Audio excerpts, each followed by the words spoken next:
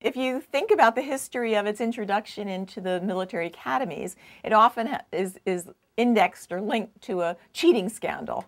And that was certainly the case at the Naval Academy when I was brought in the mid-90s. They had taught psychology of leadership and also the law of war, or the law of the high seas, that sort of thing. But they didn't teach military ethics until they had a massive electrical engineering cheating scandal. And the same, I believe, with West Point. And I think in 1959, the Air Force probably was ahead of the curve and did it, I think, without a provocation.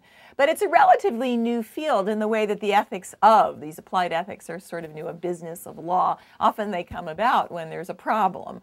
And they realize that some of us have been teaching ethics for the longest time and teach these general issues, even though they may not be specifically applied to a kind of profession. So, but it's as old as, the topic is as old as the ancients. If you think about it, in the Iliad, Achilles drags around Hector's body 7 times around, desecrating it in revenge, wild revenge for the death of his buddy, Achilles' buddy, Patroclus. And Homer says, finally, he breaks down and says, even the gods, cannot sit by quietly and watch this. And they protect the face of this desecrated body so that, in fact, because of the gods' watch, it's never really desecrated. And so there's this real big, this important sense of the ugliness of revenge. Maybe it's a combat motivator. Maybe it's fire in the belly that adrenalizes, we would say. But it's got its really ugly side. And so the Stoics come in later as a comment on the ancients. They themselves, like 2nd century before the Common Era to 2nd century after, and say, you ancients, including Plato and Aristotle, but before that, Homer in his warrior tradition, gave carte blanche, you might say, open ticket to revenge.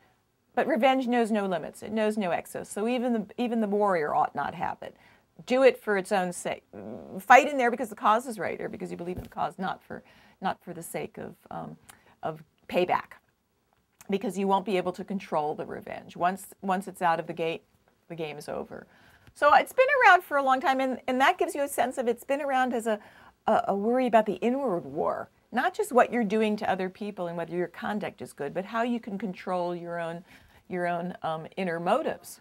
And so that's what I'm fascinated by. It's not just the limits of just war. That's been also a tradition since the medievals, since the Crusades. How does a king get or the church get his army going and have them not have massacres? And how do they separate the people that are legitimate targets from those that aren't legitimate targets? Are the civilians or the folks that aren't on knights in armors, are they legitimate? No, they're not legitimate. But there's always been rape, pillage, and plunder, and in the Middle Ages, it became a cause célèbre. Let's write rules for the church so they know how to fight. So that's been about justification. When can you go to war, and how does the honorable, chivalrous soldier fight well? What there has been very little discussion of is what goes on in the head of the soldier, and how do they conduct the moral debate inside and live with the moral difficulties and quandaries. And that's sort of what I've been interested in.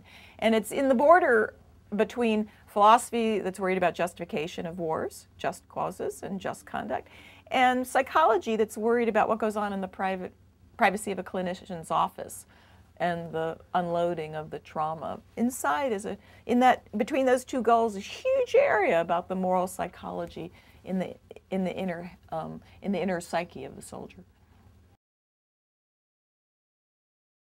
There's a real sense that all's fair in love and war, and that all rules are off.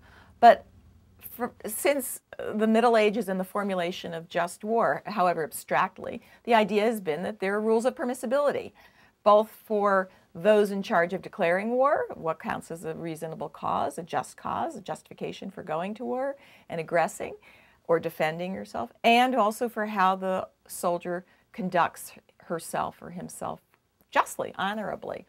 So there's that, and then there's the reality of it, as you say, and the concrete cases. And so right now, we, with the surge in Afghanistan, are dealing with, or should be dealing with, the real heavy moral implications of the nature of the fighting.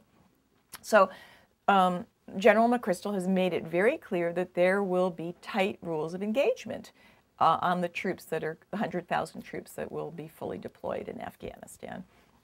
And those troops will not be able to, if they're mingled civilian and insurgents, the troops need to put the preponderance of risk upon themselves to take additional risk rather than risk the lives of civilians, unless the unit is being overrun. And we've seen that it's not foolproof. In Marja, there were 12 killings. There have been drones that have killed civilians, and now the special forces are under the same tight restriction. So unified command. Now, the way that you have to think about, okay, how does that play out on the troops? Well, we know a lot of the grunts, the ground troops, are grumbling bitterly. I'm fighting with one hand tied behind my back while they get all the advantage because they can shield their innocence in civilian. They shield their insurgents in civilian populations, and then I, as a combat troop, have to restrict my fire. So you have to say, well, are they risking troops at the cost of saving the civilians in Afghanistan? And some will say that, and will say, oh, it's just a political ploy. We need to, buy the hearts and minds of the population. But I think it also is protecting the hearts and minds of our own soldiers, and that's the military ethics really made concrete. The soldiers I've spoken to who have been involved in civilian casualties, that's an awful term, collateral damage. It's so euphemistic, but it means it's not just accidental killings of civilians. It's where you foresee that it might happen, but you don't intend it. The civilians are in the periphery of the target area, and it's an important enough target that you go for it. In cases like checkpoint incidents in Afghanistan and in Iraq, where this has happened, and especially if the civilian is a child, the Marines that I've talked to just decompensate almost. They feel so awful about killing a vulnerable child. It's like the mythic child that has been killed. And if you think about it, here they are in a place in the Helmand province where we're fighting, and in Afghanistan, and they're there not only to be fighters, but they're policemen. They're community organizers. They're building a city in a box. They're building civic order in a box. And that's how that's been phrased. And they're the savior in a sense. They're bringing order. And there's a lot of idealism about them, but also, sheer reality of what's happening. And when they can't do that, and they fail miserably in the sense of see a kid killed in the midst of that operation, I think that really, really plays hard. So I think the restrictions, which come from high up and are imposed, through the chain, low down, by a commander that has to work really hard to restrain his troops and restrain the fire force, the firepower that's used, are protecting the hearts and minds of our own soldiers. They're reasonable moral restraints, not just to buy hearts and minds of the country we're in, but to preserve our own souls.